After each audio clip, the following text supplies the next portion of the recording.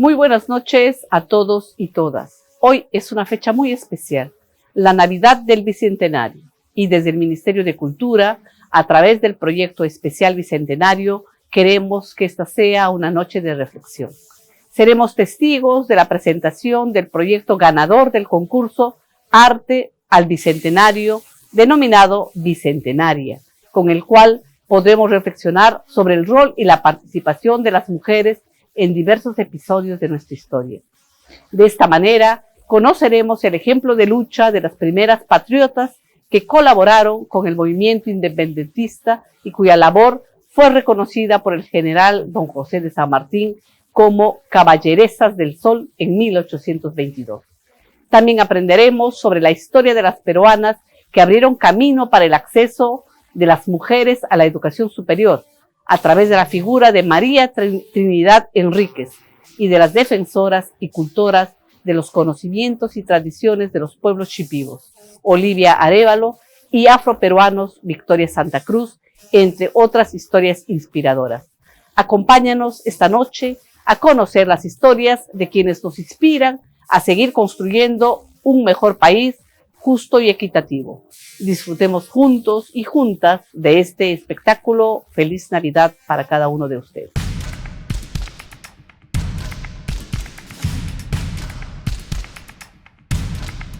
Bienvenidas y bienvenidos a Bicentenaria, un recorrido por la historia del Perú republicano desde la mirada de mujeres a través de una colección de cortometrajes, con los comentarios de Ketty Marcelo y Ana Lucía Mosquera.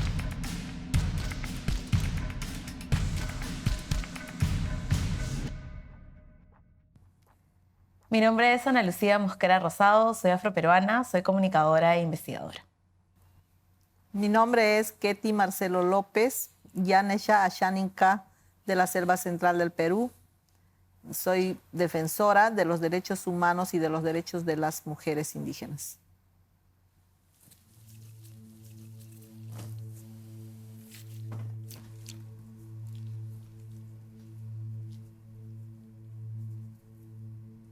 Pareciera que las mujeres siempre son personajes secundarios y nunca protagonistas cuando se cuenta la historia del Perú.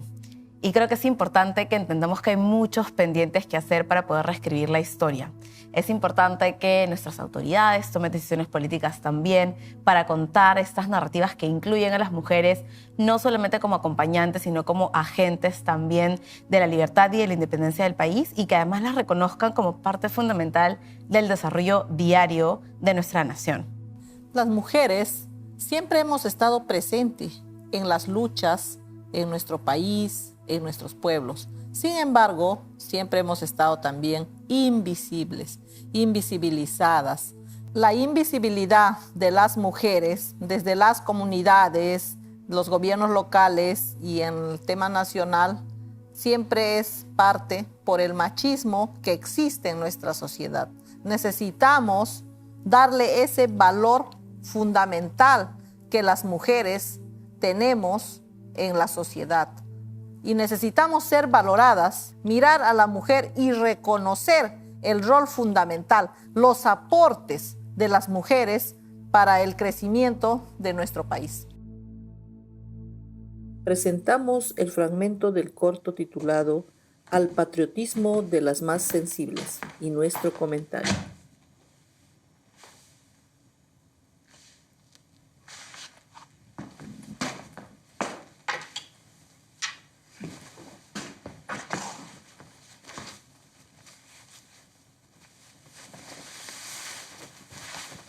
Necesitamos que la sociedad entera reconozcan estos valores, estos aportes de las mujeres, el pilar fundamental de la familia, lo que se sostiene la sociedad, somos las mujeres. Necesitamos sensibilizarnos, crear conciencia. Yo muchas veces he dicho, desmachizar nuestros pensamientos para poder reconocer a las mujeres. El gobierno, que desea distinguir a cada persona cuyo corazón ha suspirado sinceramente por la patria, acaba de emitir el siguiente decreto. Las patriotas que más se han distinguido por su adhesión a la causa de la independencia del Perú Llevarán el distintivo de una banda de seda, bicolor, blanca y encarnada, que baje del hombro izquierdo al costado derecho, donde se enlazará con una pequeña borla de oro. Y en el centro mismo de la banda, una medalla de oro, con las armas del Estado en el anverso, e inscrito en el reverso,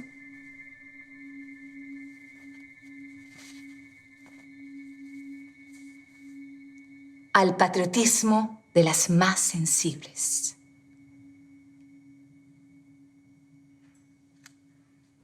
Y es importante entender que la lucha de las mujeres no solamente es responsabilidad de las mujeres, sino que involucra a la sociedad en conjunto.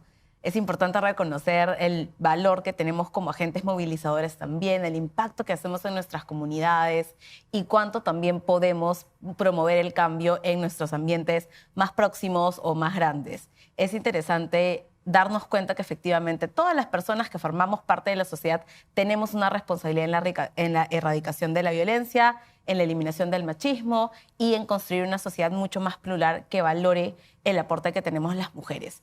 Además, es importante que el Estado se comprometa también a mejorar estas condiciones para que la sociedad funcione de una mejor manera y que otros actores como la sociedad civil también se involucren y promuevan una reflexión ciudadana que garantice que efectivamente las mujeres seamos reconocidas como protagonistas y no como accesorios. Presentamos el fragmento del corto titulado María Trinidad Enríquez, con el comentario de Ana Lucía Mosquera.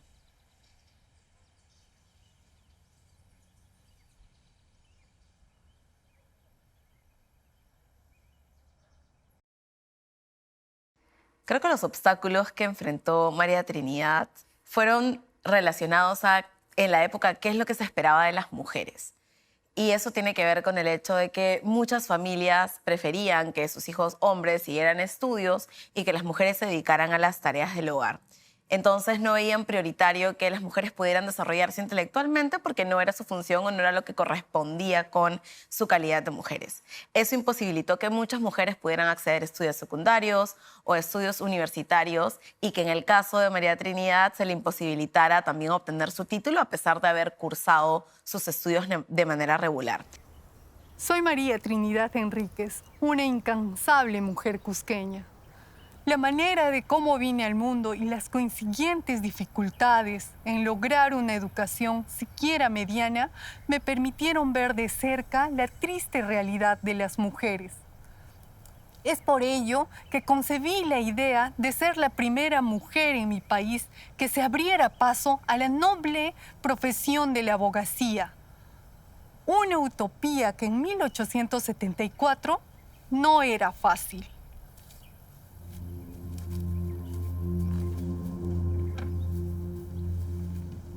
Desafortunadamente eso es algo que sigue pasando en muchas familias que priorizan la educación de los hombres porque prefieren que las mujeres se dediquen a las labores del hogar y que además también siguen encasillando a las mujeres en ciertas carreras o en ciertas profesiones que están más relacionadas a el sector de los servicios o de los cuidados y que muy pocas veces tienen que ver con ciencia o tecnología porque se considera que son profesiones que no están tradicionalmente diseñadas para que las mujeres puedan desarrollarlas con competencia.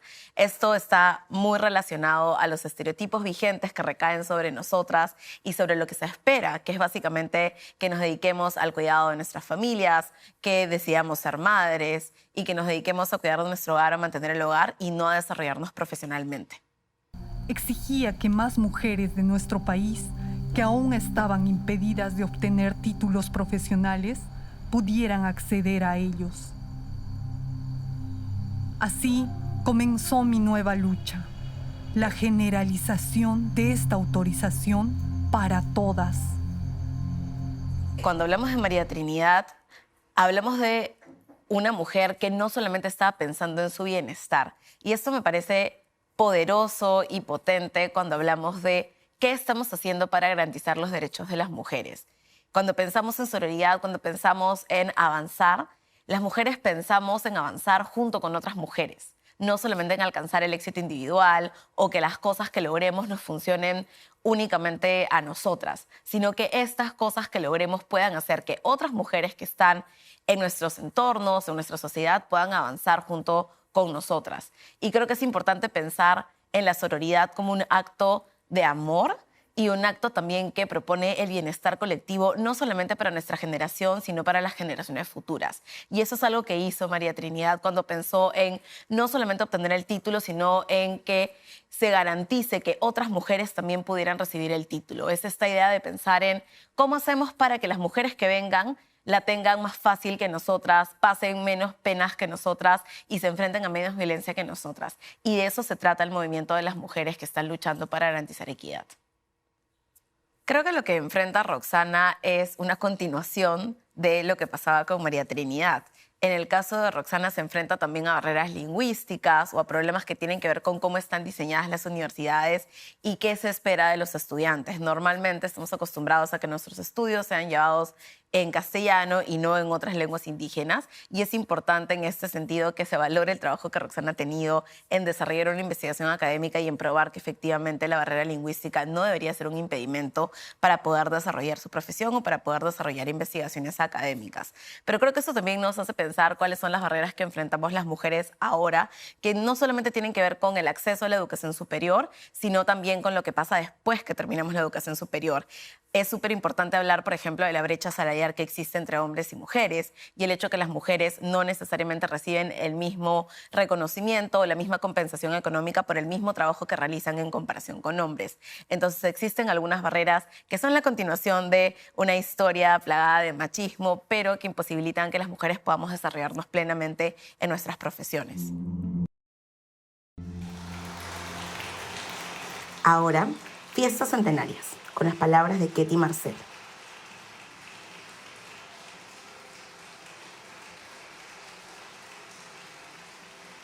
Antes de la ley de paridad y alternancia, tampoco había voluntad política de los hombres quienes conforman los partidos políticos de incluir a la mujer. Tuvo que haber salido una ley para el indígena, para el joven y para la participación de mujeres. Ahora, para que las mujeres podamos tener este 25% en esos años, también había que hacer lucha, había que hacer incidencia como mujeres, queremos participación, porque también el Estado, las políticas, los partidos políticos también son machistas, son muy patriarcales. Siempre a las mujeres nos han visto por debajo de nuestras capacidades. Entonces, ¿qué debemos hacer ante eso? En primer lugar, ¿no? Como persona, como partido, como organización política, reflexionar acerca del rol de la mujer dentro de la política. Reconocer los conocimientos, los saberes, los aportes de las mujeres. Ya como yo lo decía, nosotras venimos proponiendo desde lo cotidiano, lo que sufrimos en carne propia, ¿no? La discriminación, las necesidades, las demandas. Reconocer ese rol fundamental de las mujeres. La invitación fue acogida con rapidez y benevolencia tales que comprometen inmensamente nuestra gratitud. Sin embargo, los conspiradores... Hacer política para nosotras las mujeres es importante, pero a la vez difícil. Ha sido una batalla fuerte. De tanto pelear, entendieron los hombres que sí era importante la participación de la mujer. Porque si estábamos en una mesa donde se hablaba de extractivismo, los hombres solamente hablan del impacto en ellos. No hay quien hable del impacto de las mujeres. Si falta el agua, si depredan los bosques. Entonces, del impacto. Las mujeres, cuando estamos en una mesa de negociación, hablamos el tema de salud, identidad, el tema de economía, la educación, porque estamos viviendo eso. Eso es lo que vivimos el día a día. El hombre no habla de eso dentro de la mesa de negociación. Entonces, ellos también vieron la necesidad de incorporarnos. Y bueno, finalmente, después de 8 años, apoyaron o respaldaron nuestra organización. constituye timbre de honor para mí haber conseguido la armonía de intereses tan opuestos, sin herir ningún derecho, ni derramar una gota de sangre. En el 2011 salió la ley de la cuota nativa, donde te decían en los gobiernos locales debería ir un nativo. ¿Qué hacen los partidos políticos? Pescan su nativito, salen de cacería, se van a la comunidad nativa más cercana y ahí un desprevenido lo agarran. Las campañas políticas dicen que es intercultural. Ponen al nativo, le ponen en el último lugar. Y el hermano o la hermana van adornando la lista de candidatos. Somos adornos, somos ahí el adornito que está con su flecha, con esto, bailando. Sí, somos intercultural. La palabra interculturalidad, por ejemplo, en nuestro país es una utopía. No hay mucha desigualdad, tapa muchas desigualdades. Muchas veces cuando nos dicen, es un diálogo intercultural, pones al ministro con sus 20 asesores y pones al indígena al otro lado. Entonces dice, hay un diálogo intercultural, sale la noticia en las fotos. ¿Habrá igualdad de condiciones? No hay igualdad de condiciones, para nada. El indígena no tiene ni asesor. Ahora, en el Parlamento, igual, no hay personas, no hay indígenas que lleven nuestra agenda. No vienen de organizaciones, no están respaldados por las organizaciones, no han luchado juntos con nosotros el tema de la agenda de nuestros pueblos. Por el porvenir venturoso de nuestra patria, cuya mayoridad hoy conmemoramos, y por el éxito triunfal de vosotros, señores representantes y amigos. ¡Salud!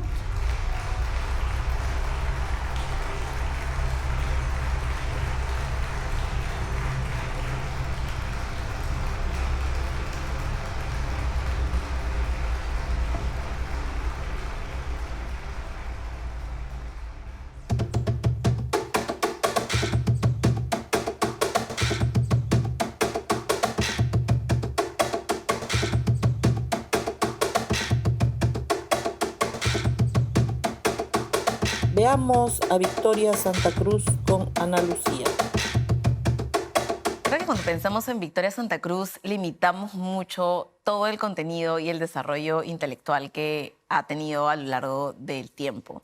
Victoria Santa Cruz normalmente está asociada a la cultura afroperuana o está asociada a las conversaciones sobre racismo y antirracismo, pero creo que la comprensión que tenemos de ella es bastante limitada en relación a todo lo que ha producido intelectualmente y artísticamente también. Es importante reconocer a Victoria Santa Cruz no solamente como una figura representativa de lo afroperuano, como una folclorista o como una artista, sino que creo que es importante mirar su trabajo más allá de lo que hizo en relación a la cultura afroperuana. Para mí, Victoria Santa Cruz es una de las intelectuales más importantes del país y es una mujer que se atrevió a trabajar de manera consistente y poder trabajar también desarrollo intelectual en función a temas que en la época no se trabajaban y no se tocaban.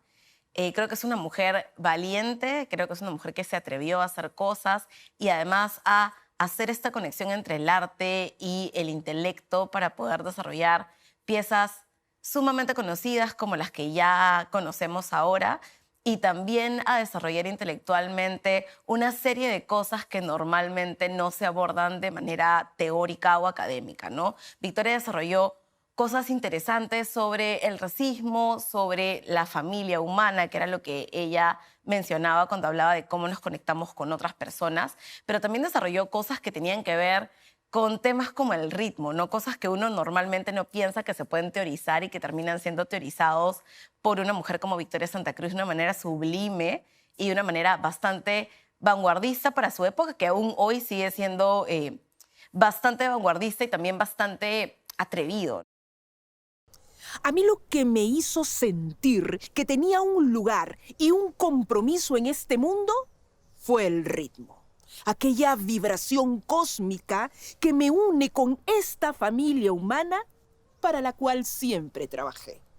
cómo construye ella la teoría sobre el ritmo.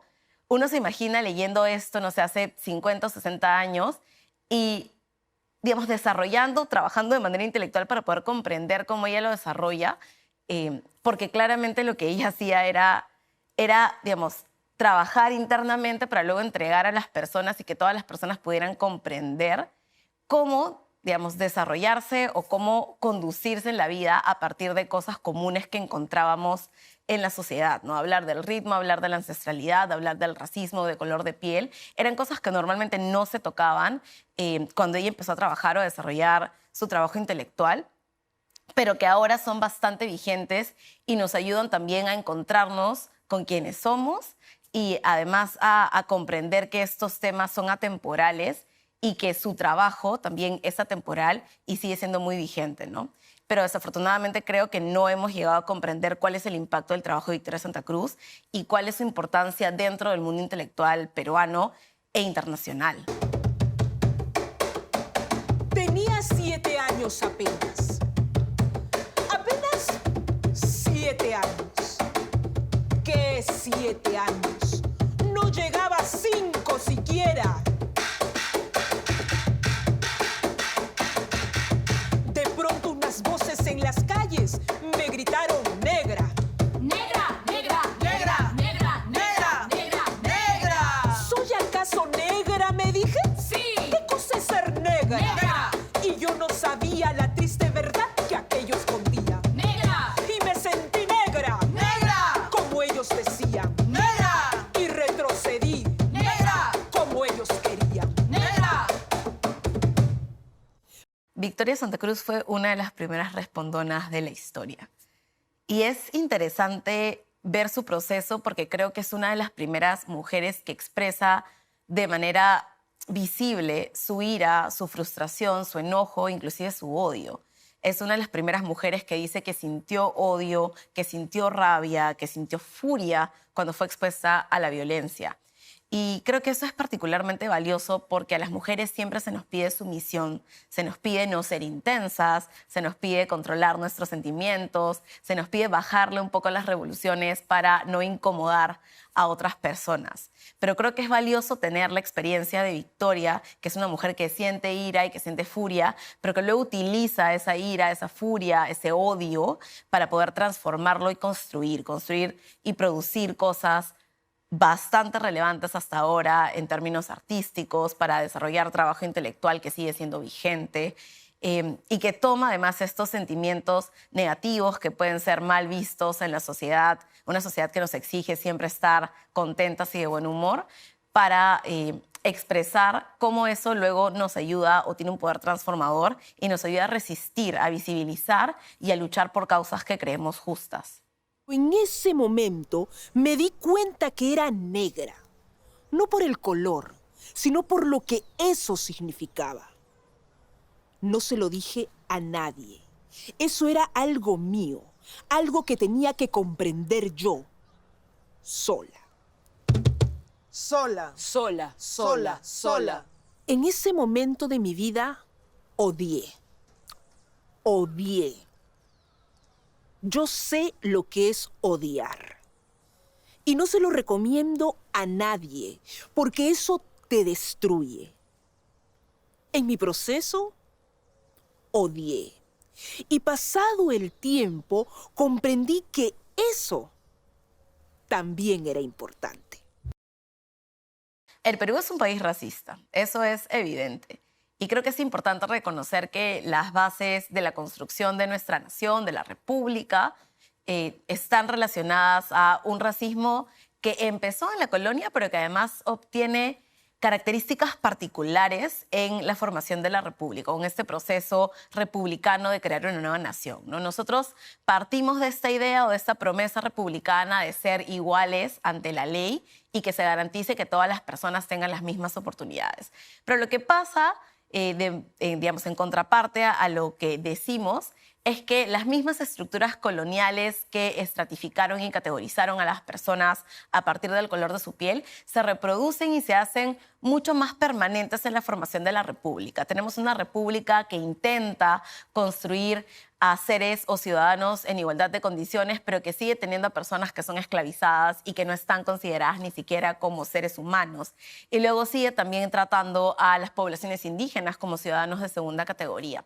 Entonces no es una república que realmente se esfuerza por reconstruir o refundar las bases de una nueva sociedad, sino que reproduce estas lógicas de dominación y estas lógicas de desigualdad. Y eso tiene como consecuencia que aún hoy, 200 años después de haber celebrado nuestra independencia, aún hayan personas que se sigan preguntando si son libres o no. Y que esto tenga que ver con el color de su piel, cómo se vean, cómo se vistan o qué lengua hablen.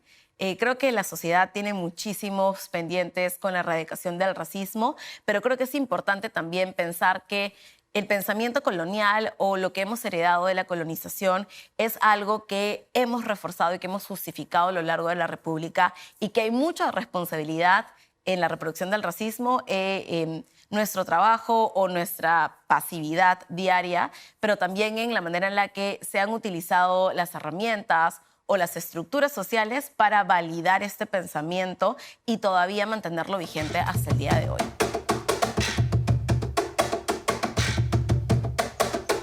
Yo en adelante no quiero laciar mi cabello, no quiero. Y voy a reírme de aquellos que por evitar, según ellos, que por evitarnos algún sinsabor, llaman a los negros gente de color. ¿Y de qué color? ¡Negro! ¿Y qué lindo suena? ¡Negro! ¿Y qué ritmo tiene? Negro, negro, negro, negro, negro, negro, negro, negro, negro, negro, negro, negro, negro, negro. ¡Al fin! ¡Al fin comprendí! Al fin, ¡Ya no retrocedo! al fin, ¡Avanzo segura! al fin, avanzo y espero. ¡Al fin! Y bendigo al cielo porque quiso Dios que negro azabache fuese mi color y ya comprendí.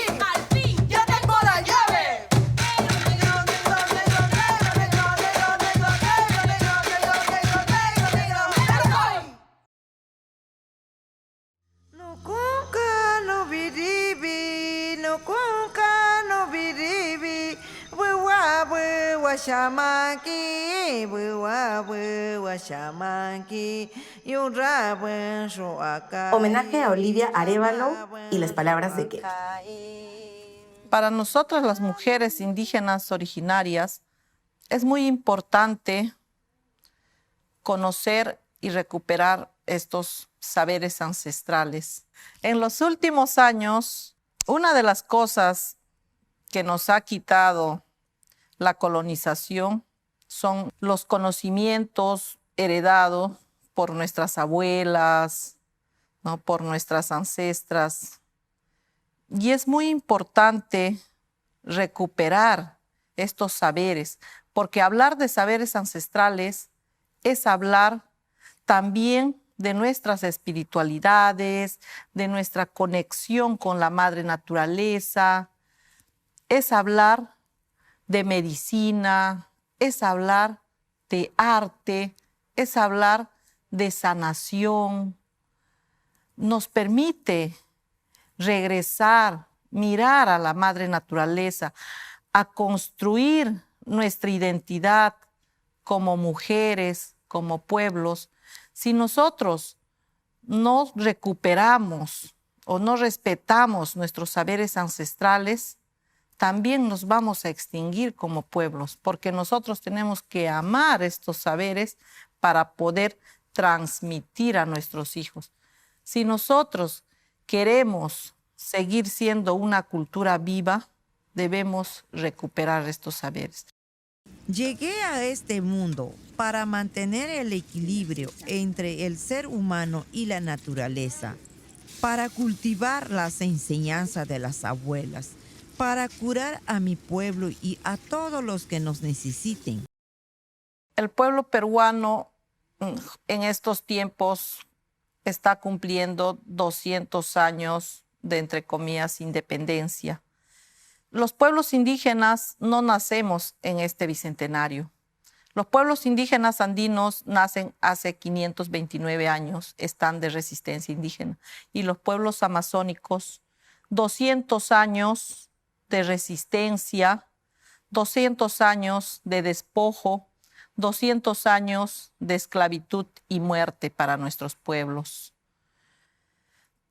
El Perú es un país que ha heredado el pensamiento colonial. Este año hemos podido ver que aún existe en el corazón de los peruanos, de la mayoría, ese racismo, ese clasismo. Necesitamos, como peruanas y peruanos, reconocernos en esa diversidad. El Perú tiene 55 pueblos indígenas originarios reconocidos. Antes de la invasión española éramos más. O lo que dice los libros de la educación básica regular en los colegios, solamente mencionan costa, sierra y selva, y nos ven como seres exóticos. Cuando van a nuestra Amazonía, van a mirar seres exóticos. Nos reconocen por danza, comida y vestimenta. No nos ven como seres sujetos y sujetas de derecho, que merecemos una educación, ¿no?, intercultural, que merecemos vivir bien, que necesitamos tener derechos como mujeres y como pueblos.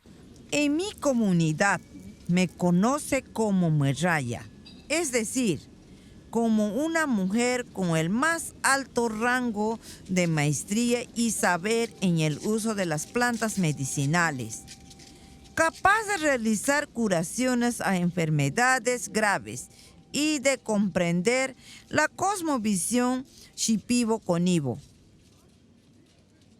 Nosotras, las mujeres shipibas, hemos heredado de nuestras madres y abuelas la fuerza de sus actos, de sus metas, de sus reclamos, con el fin de cuidar y proteger a la Yacumama, la madre selva, de todos aquellos que no respete el equilibrio del humano con la naturaleza. Nosotros vamos heredando estos saberes, yo diría, desde que nacemos.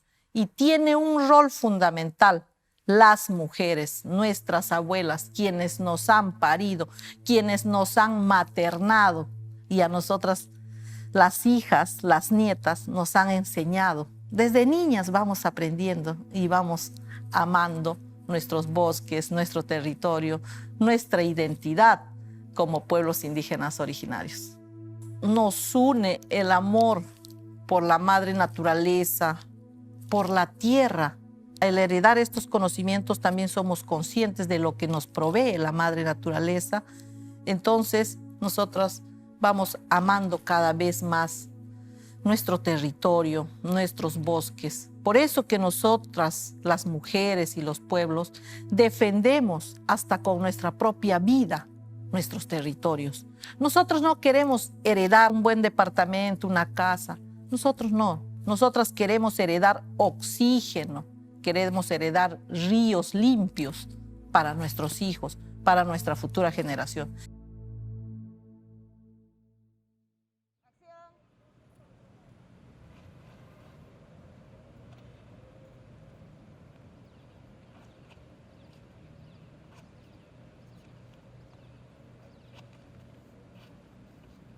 Homenaje a Julia Sánchez Deza, con Ana Lucía. La discriminación de las mujeres en el campo del deporte está relacionada a esta idea que tenemos que nos hace creer que las mujeres somos naturalmente más débiles o que no podemos desarrollarnos de manera competente en disciplinas que necesitan de nuestra fuerza física. Nuevamente, esto tiene que ver con los estereotipos y los roles de género asignados como parte de la dinámica de la sociedad, que nos hace pensar que probablemente los hombres podrían desempeñarse mejor en un ámbito que requiera el uso de la fuerza física y que las mujeres no van a llegar a tener el mismo nivel de competencia o de fuerza para poder desarrollar estas actividades deportivas. Soy Julia Sánchez Deza, atleta. Confío en mis piernas y en mi voluntad. Nací en 1930. Desde niña me gustaba correr. Sentía que volaba. En mi barrio, en Breña, Hacíamos competencias y les ganaba a otros chicos de mi edad. Creo que la desigualdad entre hombres y mujeres en el ámbito del deporte responde a algo sintomático que tiene que ver con cómo hemos sido educados y cómo asumimos qué personas deberían estar ocupando o qué personas deberían tener éxito en ciertos espacios, ¿no? Esta idea de asumir que las mujeres no tienen fuerza física, que no se pueden desempeñar de manera competente, que siempre su desempeño va a ser inferior al de los hombres. Es algo que no solamente pasa en el ámbito deportivo, sino en otros ámbitos también. Cuando pensamos en cuál es el lugar correcto para las mujeres, existe todavía una gran cantidad de personas que asumen que las mujeres únicamente tenemos que asumir roles de cuidado y que únicamente debemos estar en nuestras casas, cuidando de nuestros hijos, ejerciendo una maternidad además deseada y aceptada, y no necesariamente ocupando otros espacios que tengan que ver con el deporte o con el deporte profesional o con otras disciplinas profesionales. Entonces creo que es una cuestión que tiene que ver con la educación y con cómo hemos sido socializadas en esta sociedad, que nos hace pensar efectivamente que en algunos espacios no vamos a tener el mismo desempeño que en otros. Me empezaron a decir la Gacela de Breña, y los premios se fueron sumando a toda velocidad. Sin embargo, no todo fue tan fácil. Abrirme camino para tener un lugar en el deporte profesional peruano, donde tradicionalmente siempre triunfaron los hombres, fue una carrera en paralelo que tenía que afrontar. Mi misma madre, que estaba feliz con mis logros, un día declaró que no quería ir a verme competir, porque pensaba que no había criado a una hija para que ande en paños menores corriendo. Creo que existen muchas dificultades para poder potenciar el deporte femenino, precisamente porque asumimos que las mujeres no deberían desarrollar una carrera profesional en el deporte, o porque no estamos acostumbrados como sociedad, a pesar de que las mujeres vienen desarrollándose profesionalmente como deportistas muy destacadas y con muchos logros, no estamos acostumbrados a ver a mujeres que se dediquen profesionalmente a desarrollarse como deportistas, ¿no? Es bastante contradictorio que teniendo mujeres que a lo largo de nuestra historia se han desempeñado de manera muy destacada en deportes profesionales, estas mujeres no tengan el apoyo que necesitan, sigan siendo miradas por encima del hombro, sigan siendo reconocidas de manera muy, muy básica y no se les dé el apoyo, los incentivos, también el soporte económico que necesitan para poder continuar con sus carreras profesionales como deportistas. Nuevamente, esto tiene que ver con qué esperamos o qué espera la sociedad de nosotras, dónde espera que estemos, o que cuando espera o cuando nos ve en espacios poco tradicionales, asuma que estamos ahí y que no vamos a desempeñarnos con la misma eficiencia o con el mismo profesionalismo que los hombres, ¿no? Esta idea de estar en espacios tradicionalmente diseñados para hombres, siendo mujeres, en el deporte, en la academia, en otras profesiones, en las ciencias, normalmente supone que vamos a ser subvaloradas y que normalmente se va a esperar muy poco de lo que podamos entregar. Eso también motiva a que no se nos dé el apoyo necesario para poder continuar desarrollando nuestras carreras profesionales en varios ámbitos y que normalmente no se piense que vamos a poder ser exitosas o que vamos a poder ser profesionales destacadas en los espacios que queramos.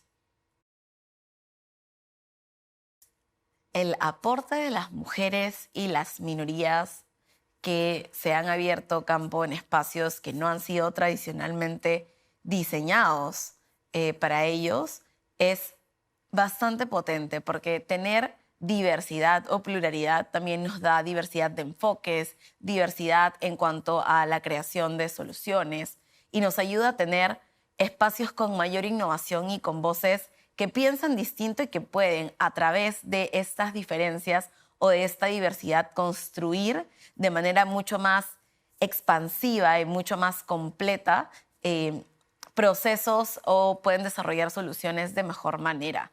Entonces creo que el aporte de las minorías o de estos grupos que son reconocidos como minorías es bastante potente y es bastante potente específicamente en el deporte. Pero creo que su reconocimiento, su valoración debería expandirse también a la comprensión de qué pasa con estas personas si es que no están en estos espacios? ¿Qué pasa con personas que pertenecen a grupos minoritarios en otros espacios y cuáles son los retos que enfrentan para que haya realmente un respeto no solamente de personajes destacados, sino de todas las personas independientemente de sus identidades? Creo que todas tenemos el poder en nuestro interior y lo único que debemos hacer es sacarlo para imaginar un mundo mejor. Si todas estas historias se supieran, creo que más niñas, como las que fuimos Julia Sánchez y yo, se animarían a hacer deporte en la disciplina que más les guste. No hay límites para lograrlo.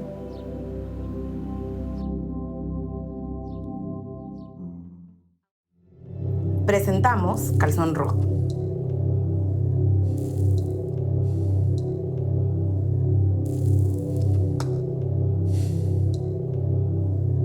Creo que el Estado le falla a las mujeres porque el sistema de justicia no está pensado desde un enfoque de género. No se considera qué cosas pueden afectar desproporcionalmente a las mujeres. Tampoco hay una mirada que elimine el machismo de los jueces o las personas que administran la justicia. Y parece que las mujeres terminamos siendo culpables, inclusive cuando no somos culpables. El machismo está tan arraigado en el pensamiento de los hombres, en la justicia, que un juez, un policía, un fiscal es machista. Cuando nosotras vamos a presentar nuestra denuncia a la comisaría, ¿con quién nos encontramos? Con un policía machista. Señor policía, mi esposo me ha golpeado. ¿Qué habrás hecho? ¿No habrás cocinado? Entonces no alcanzamos justicia. Cuando una mujer es violada, pasar por el médico legista es aún revictimizar, es volver a vivir esa violencia que se ha sufrido. Rasgo de personalidad dependiente, con tendencia a la introversión. Este tipo de personalidad se caracteriza por ser una persona sensible, indefensa, sumisa, con cierta inmadurez.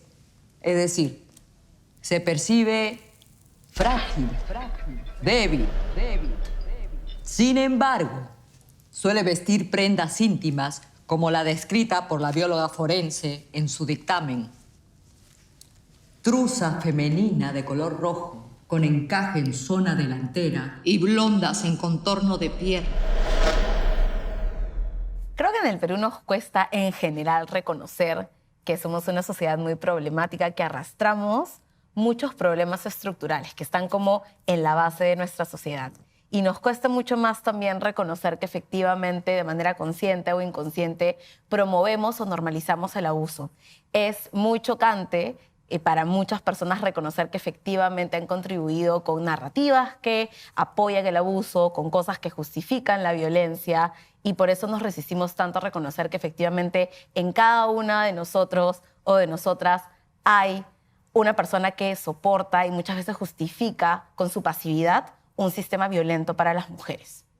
Yo diría un país de hipócritas, porque por muchos años la violencia hacia las mujeres es estructural. No solamente está en los hogares de baja condición o en los pueblos indígenas, cruza todos los estratos sociales. Y nunca las mujeres no hablábamos, hace 40 años, hace 30 años, no hablábamos de las violencias que sufríamos. Con el paso de los años hemos aprendido a hablar, hemos conocido nuestros derechos. Las mujeres hemos tomado conciencia que somos seres humanos, que también tenemos derecho a tener derechos, a vivir una vida libre de violencias. Empezamos recién a denunciar las violencias, a destapar esas violencias que existen aún en nuestros hogares, agresión familiar, golpes, maltratos, violencia sexual, las violaciones, ¿no? Queremos aparentar lo que no somos, pero como digo nuevamente, en los últimos años las mujeres hemos ido denunciando y se nos ha tildado de problemáticas por denunciar estas violaciones. Entonces, hay mucha hipocresía en la sociedad peruana. Por las máximas de la experiencia, este tipo de atuendo femenino interior suele usarse en ocasiones especiales, para momentos de intimidad. Por lo que conlleva inferir que la agraviada se habría preparado o estaba dispuesta a mantener relaciones sexuales con el imputado. Administrando justicia a nombre de la nación y con el criterio de conciencia que la ley autoriza, fallamos, absolviendo al ciudadano en cuestión como autor del delito contra la libertad sexual, violación sexual, tipificado en el artículo 170 del Código Penal. Mandamos que sea consentida y o ejecutoriada la presente sentencia, se anulen los antecedentes que se encontraran como consecuencia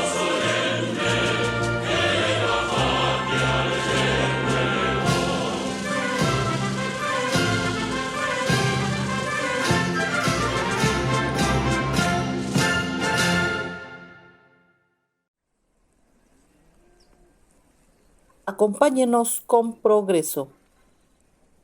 ¿Qué tenemos que hacer para que nuestras comunidades pudieran desarrollar?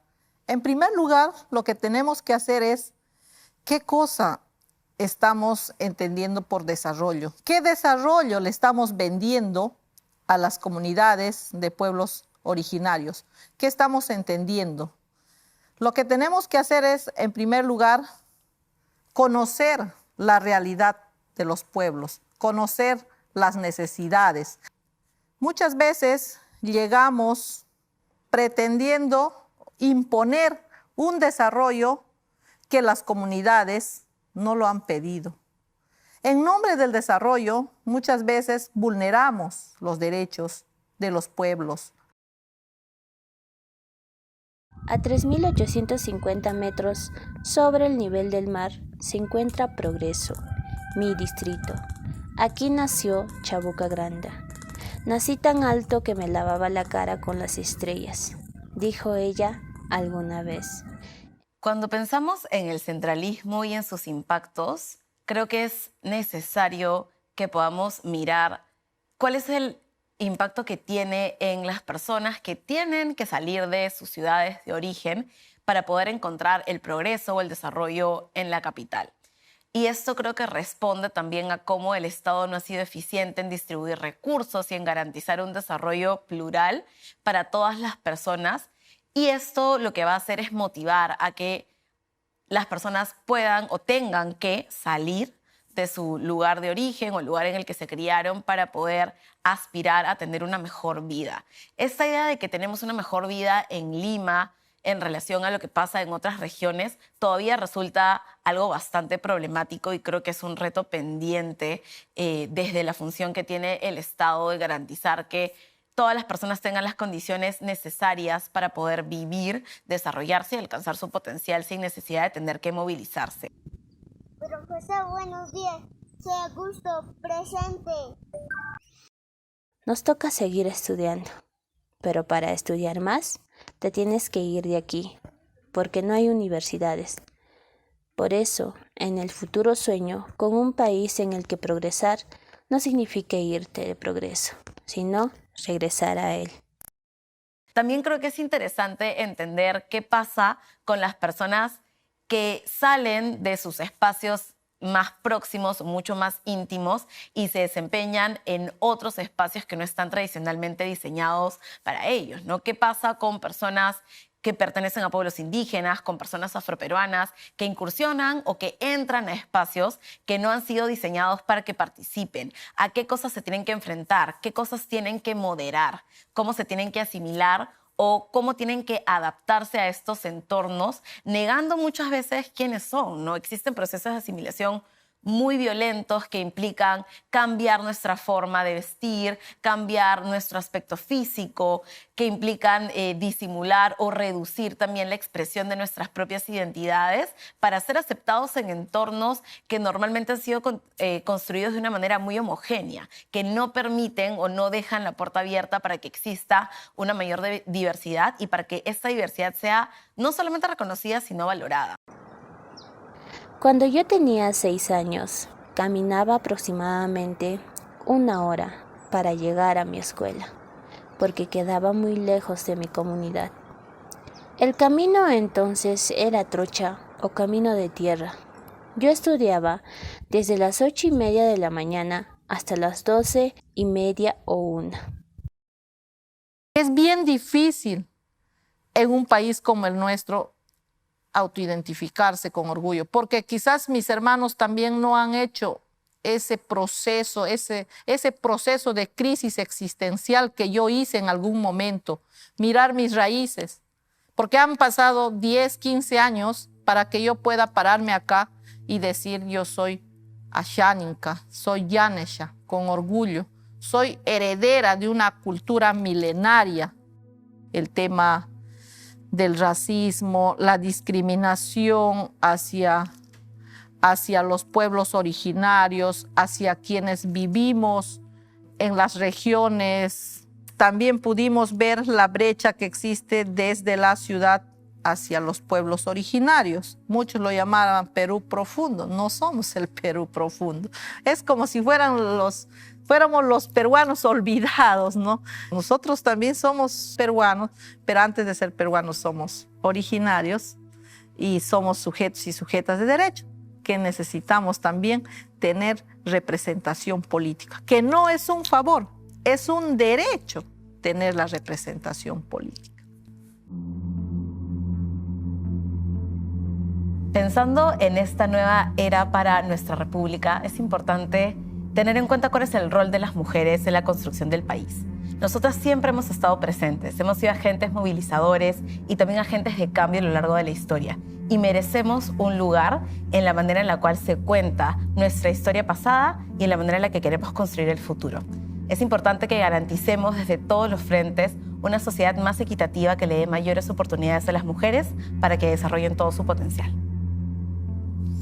En este bicentenario tenemos una deuda pendiente con las mujeres. Necesitamos escribir la historia de nuestro país con mujeres presentes. Necesitamos reconocer y visibilizar los aportes de las mujeres a la sociedad peruana. Gracias. Gracias por acompañarnos. Hey, escucha, narro mi propia historia. Estoy en la cocina con mi hija. Ya tengo 34 y dejo que ella elija. Le digo, Perú es la esperanza y tú eres la luz que no se cansa. La miro y recuerdo el típico consejo que me dio mi abuela cuando todavía era una nena, cuando ya empezaba con la carga inmensa. Tú ni te imaginas cómo pesa ser mujer, hey. Ni te imaginas cómo pesa, ni te imaginas cómo pesa ser mujer. Selene es tu deber, siempre ella me decía. Lavar, cocinar, barrer. Para eso has nacido, crío a mis hijas para obedecer. Si volviera a nacer una y otra vez, haría sacrificios para verlas florecer. A partir de hoy reconocerás que tú, nadie más que tú, define tu destino. Quien tú desees ser, serás. Ni mamá, ni papá, ni Perú, elige tu camino.